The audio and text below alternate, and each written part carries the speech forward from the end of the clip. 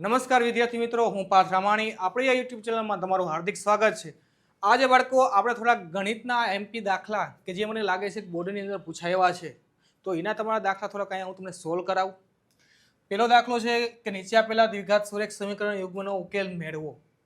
તમને રકમ આપેલી છે 0.2x + 0.3y = 1.3. બીજું સમીકરણ તમને આપેલું છે 0.4x + 0.5y = 2.3. સમીકરણનો ઉકેલ તમારે મેળવવાનો છે, પણ કઈ રીતનો ઉકેલ મેળવવો એ તમને કીધું નથી. તમને જે મજા આવે એ રીતે તમે ઉપયોગ કરી શકો.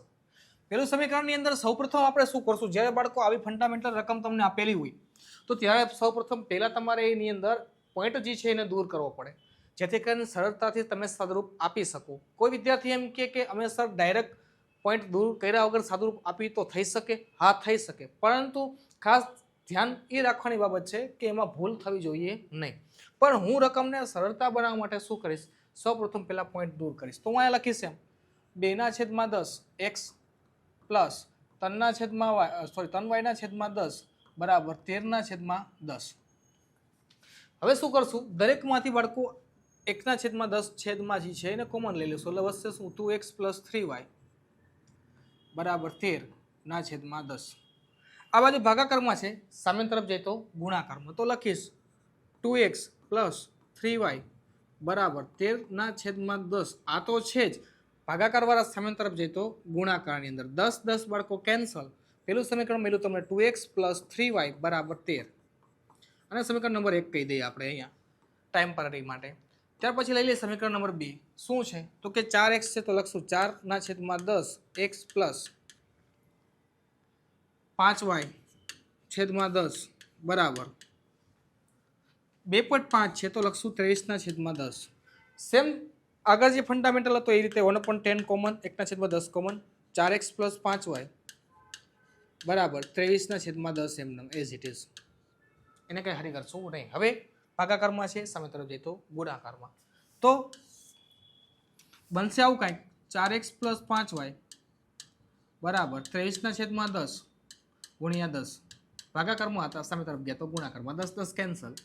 4x + 5y બરાબર 23. આ ઇક્વેશન નંબર 2, સમીકરણ નંબર 2 આપી દઈએ. સમીકરણ 1 અને 2 આદેશની રીતે મેળવો તો ભલે, લોપની રીતે મેળવો તો ભલે. પહેલાં આપણે ચેક કરી લઈએ કઈ રીતે આપણે અનુકૂળ આવે છે.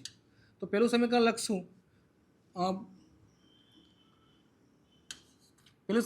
આપણે બ્લેક માર્કરથી 2x + 3y જે હતું એઝ ઇટ ઇઝ બરાબર 13.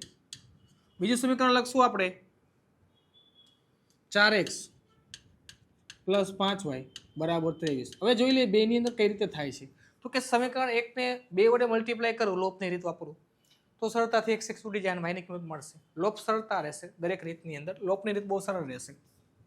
તો સમીકરણ 1 ને બાળકો 2 વડે મલ્ટીપ્લાય કરું, મને આવું કંઈક સમીકરણ મળશે. જોવો અહીંયા લખી દઉં તમને, 2 વડે ગુણતા જસ્ટ તમને સમજાવવા માટે અહીંયા લખેલું છે. તો 4x + 3 × 6y 13 × 26.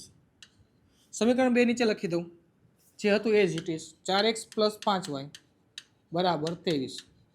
હવે જો અહીંયા સમજવાની બાબત એ છે કે ડાયરેક્ટ અહીંયા છેદ ઉઠતા નથી, એટલે કે પ્લસ માઇનસ હોય તો ડાયરેક્ટ x ઉડે, પણ એવું કાંઈ છે નહીં. તો શું કરશું, નિશાની ચેન્જ કરશું. માઇનસ છે ત્યાં પ્લસ કરશું, પ્લસ છે ત્યાં શું કરશું, માઇનસ. તો 4x કેન્સલ થશે. 6y માંથી y વધે, બાદ કરો એટલે વધશે કેટલું બાળકો, ખાલી y બરાબર 26 માંથી 23 બાદ કરો એટલે 3. મોટી સંખ્યાની નિશાની ખાસ ભૂલાય નહીં, એનું ધ્યાન રાખજો. બોર્ડના પેપરની અંદર કોઈ પણ તમે પેપર આપતા હોય એમાં બાદબાકી કરતી વખતે ખાસ જોવું કે મોટી સંખ્યાની નિશાની ખાસ ભૂલાય નહીં. જો અહીંયા -3 જવાબ આવતો હોત તો આગળનો x ની કિંમત પણ તમારી ખોટી પડશે તમને. રેડી? અડધો દાખલો સાચો મળશે, અડધો ખોટો પડશે.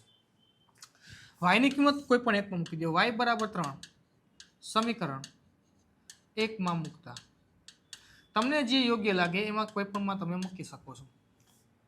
સમીકરણ નંબર 1 સરજી ક્યાં છે, તો ક્યાં આવ્યું, 2x + 3y બરાબર 13. y બરાબર 3 મૂકું, 2x + 3 × 9 બરાબર 13.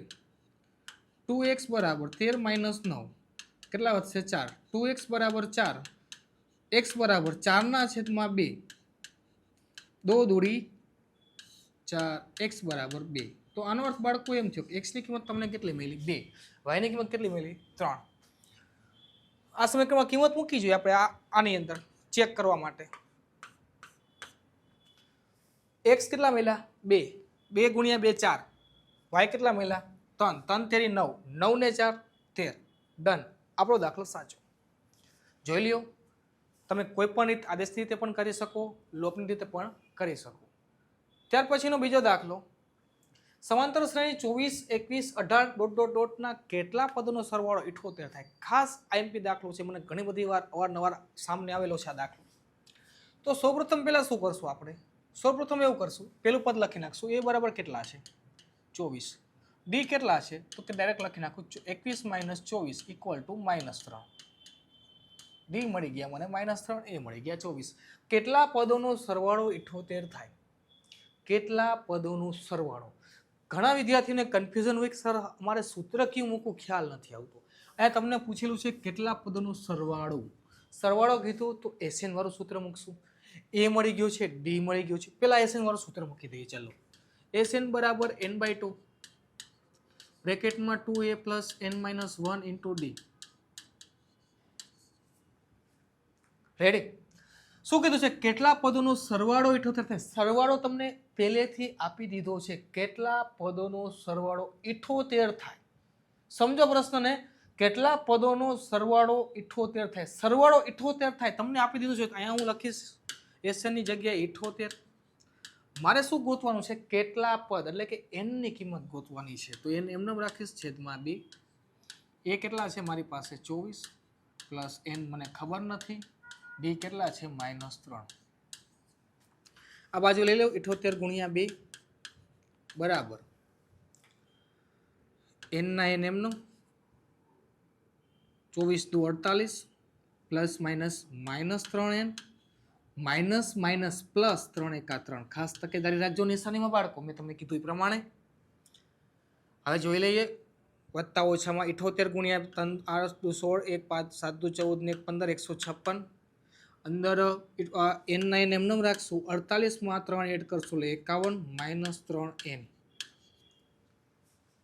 રેડી n ને અંદર ગુણાવી દઈએ તો આમ થશે 156 બરાબર 51n - 3n નો વર્ગ બધાય -3 આ બાજુ લેવું એટલે મળશે 3n નો વર્ગ પ્લસ થશે -51n + 156 ઇક્વલ ટુ 0 દરેકની અંદર જુઓ તો 5 તેરી 15 ને 5 6 6 12 12 3 ના ઘડિયામાં આવે આનો અર્થ એમ થયો કે દરેકમાંથી બાળકો 3 કોમન નીકળે મને એટલી ખબર પડે તો 3 હું કોમન કાઢી લઉં -5n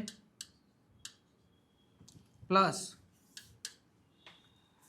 3 × 5 = 15 52 દુ 52 તેરી 3 શું કર્યા મેં કોમન કાઢ્યા સરળતા માટે n નો સ્ક્વેર -5n + 52 બરાબર 0 શા માટે 0 ભાગા ગુણાકારમાં છે એવું બાદ જશે તો ભાગાકારમાં જવાબ 0 જ આવશે 0 ના છેદમાં 3 આન્સર 0 મેં ડાયરેક્ટ લખ્યું છે બીજું કશું જ કર્યું નથી 52 એકા 52 એવા ભાગ પાડો 52 ના કે સરવાળો બાદબાકી કરો જવાબ 5 આવવો જોઈએ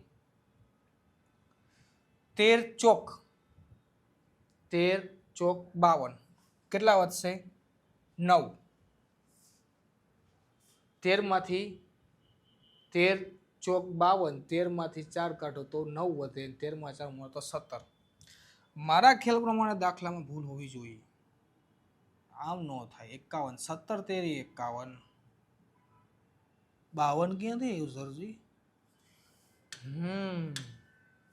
કીધું ને કે ક્યાં ભૂલ છે કારણ કે દાખલો અવારનવાર ગણાવેલો છે આમ કેમ થાય -51n એટલે અહીંયા બાળકો આવશે 17 તેરી 51 કેટલા 17 તેરી 51 એટલે આન્સર અહીંયા આવશે 17 આવશે અહીંયા બી 17 આવશે 17 52 13 ચોક 52 13 ને 4 17 મેં કીધું ને ready done got it n નો square -13n -4n + 52 equal to 0 જો અહીંયા બંનેમાં નિશાની માઇનસ મૂકી સરવાળો થાય એટલે માઇનસ માઇનસ પ્લસ થાય 13 ને 4 17 મોટાની નિશાની માઇનસ ડન કોમન કાઢો n -13 4 કોમન કાઢો -4 કોમન કાઢજો જો અહીંયા નહીં કાઢો તો પ્લસમાં જવાબ આવશે એટલે લખશું n -13 લખી જ નાખું ડાયરેક્ટ જો કે ખબર હોય તો